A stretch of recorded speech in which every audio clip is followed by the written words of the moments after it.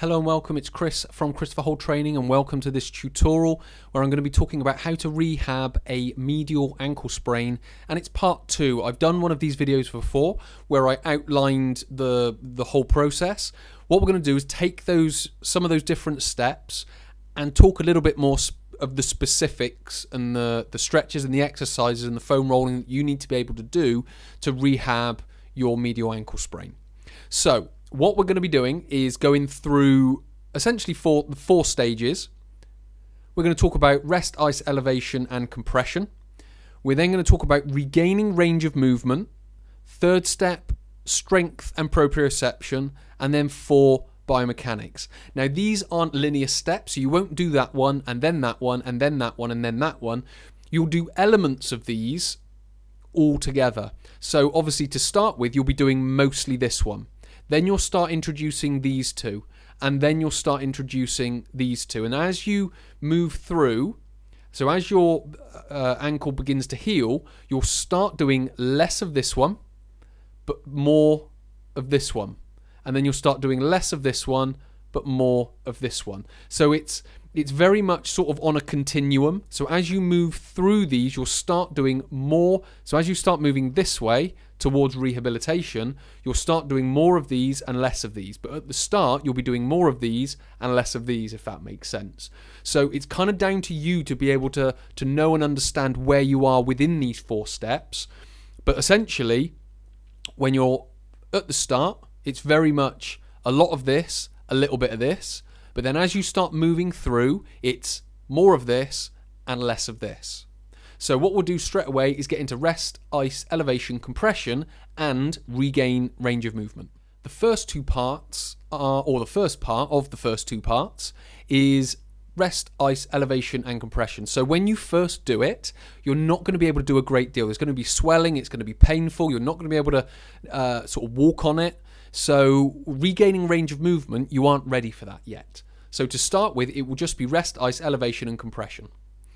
What will then start to happen as the swelling starts to go down, as the movement starts to come back, you need to start regaining that range of movement. So what you're going to be doing is you're going to be focusing on frictions.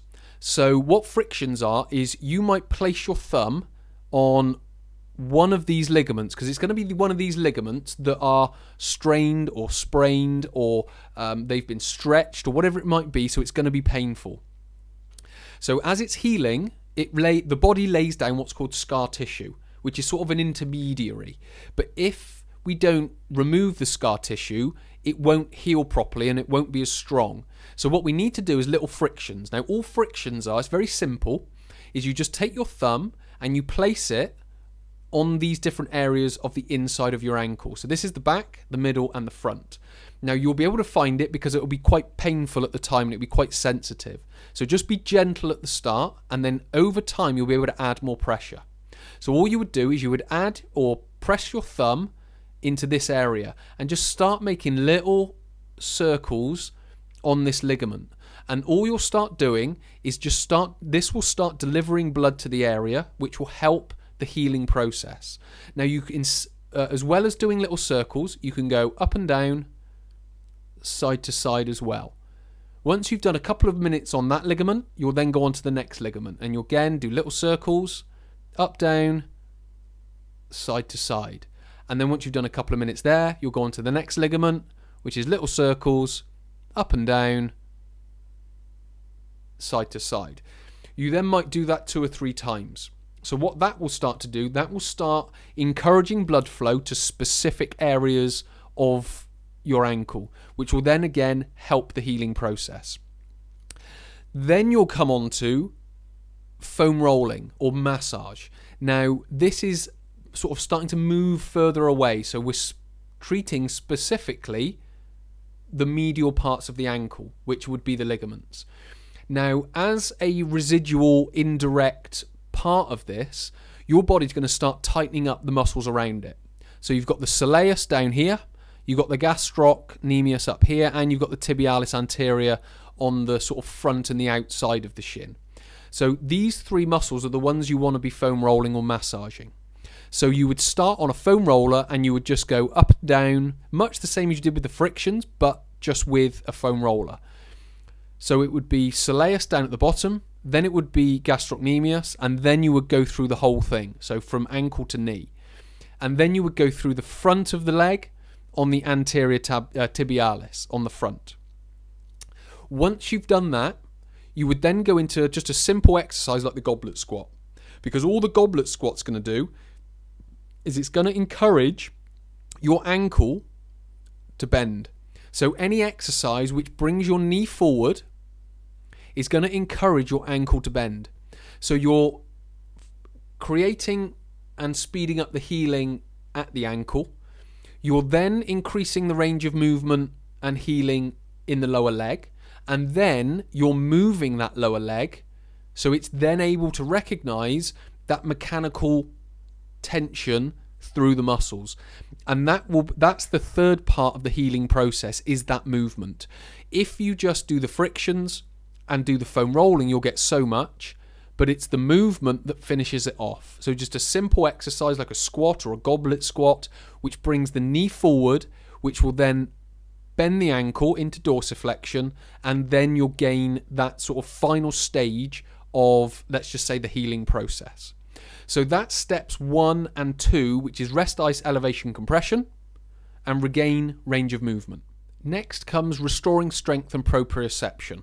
Now, as you can see, we've got the goblet squat back in here, because this is, you could say, this is where we overlap. So we bring range of movement and strength back to this, what would be described as a neutral stance. Both your feet are alongside each other. So you're starting to regain confidence of just putting your foot on the floor and then moving within that posture. What we would then do is we would then start going into like a single leg stance that you can see here. So I'm lifting one foot off the floor. What this will do, this will encourage not only the forward and back parts of the ankle, but also the side to side movement, the diagonal movement, and the forward and back movement. So I'm just here trying to regain balance and regain that proprioception within the ankle. So I'm not doing anything more than, maybe 3 sets of 20 seconds. Just as simple as that. Bend the knee ever so slightly, and again, that will just start bringing that strength back to tibialis anterior, soleus and gastroc, and the muscles and ligaments of the foot. What we would then do, so we've gone from this type of posture and exercise into this posture and exercise, then we're advancing it again into what I'm doing here is a single leg RDL, or Romanian deadlift. Now, this is now encouraging more sort of forward and backward movement of the ankle. Now, because I'm balancing, it's also getting sideward movement, but that's very much secondary to this forward and back. So what I'm trying to do here is offset balance. I've got a weight in this hand, which you can't really see because it's just behind my leg, but I've got a weight and I'm tipping forward. So I'm lifting this heel, dropping my body, and encouraging my knee to start coming forward, which will start moving my ankle. But because I'm on one leg, I'm starting to now balance and build that proprioception of the ankle. So what I would then do, once I've gained more of the sort of forward and back movement of the ankle, I'm now bringing in this exercise. Now this exercise is, again, it's a single leg stance type of exercise. So this foot is on the floor. I'm lifting this foot and reaching out to the side and just touching my toe on the floor. So this is encouraging more of the sideways movement of the ankle, or sideways proprioception of the ankle, or lateral proprioception of the ankle, if you want to call it that. So I can then do that forward and back, and I can then do that diagonally as well. So I could touch somewhere back here, I could then touch somewhere here, here, and here. So I'm doing forward and back, diagonal, diagonal, and lateral. So all the time I'm going out and back, out and back, out and back, out and back. So all I'm trying to do is just build that proprioception all the way around the ankle. So I'm building the tissues on the outside, on the back, on the front, and on the inside as well. So that proprioception and strength will start to come back by being on one leg in that single leg stance, and by shifting my weight forward and back, diagonally and sideways as well. So those are specific exercises that you can try to restore strength and proprioception of the ankle. What we'll now do is go on to the biomechanics. Finally, we're restoring biomechanics. Now that's of walking and running. Now, if you're not a runner, don't worry about the running part of it, because in some respects there's no need for it, because you're not going to be running anyway. So what we want to first of all focus on is walking. So that is just, when I talk about restoring biomechanics, obviously when you sprain your ankle, you'll start to limp. What you've then got to do is just get back into that normal walking gait, or that normal walking posture, not only with the ankle, the knee and the hip, but also the spine, the shoulders and the head. So all the way up. So it's getting back to that, not necessarily a heel strike, but to some degree it will be a heel strike, but midfoot strike, rolling onto the front of your foot as you're doing here, onto the toes, and then propelling onto the other leg. So all the way through that is just getting back out of that limping mechanics into a more normal mechanics, where, as you can see on this swing foot, we're bringing the knee is coming forward and up, and then we extend it and we strike back down. So as that foot strikes, we just guide it through from heel all the way through the midfoot onto the front of the foot and up onto the toes. Again, trying to keep the hips nice and level all the way through. Keep the arms swinging back and forth. Keeping the head up and looking forward as well. So with regards to walking, it's just getting back into that normal walking gait and just resisting the temptation to go into the limp.